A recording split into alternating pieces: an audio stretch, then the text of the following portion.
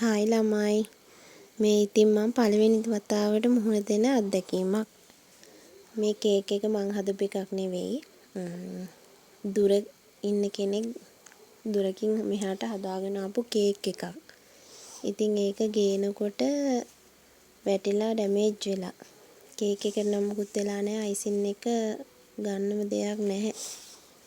හදන්න ගොඩාක් අඩුපාඩු තිබ්බා.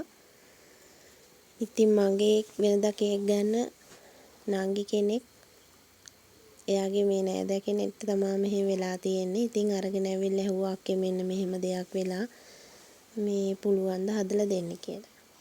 ඉතින් මං හදලා දෙන්නම් කියලා බාරගත්තා. මොකද මේ පවුනේ ඉතින් කවුරුණත් නේද? ලස්සන දවසක් සතුටු කරන්නනේ කවව හරි එක ගේන්න ඇත්තේ. ඉතින් ඒක ඉතින් මම මේ විදිහට හදලා දුන්නා. ඉතින් බලන්නකො ලස්සනයි නම් ඔයාලත් කමෙන්ට් එකක් දාගෙන යන්න. ගිහින් එන්නම් බයි.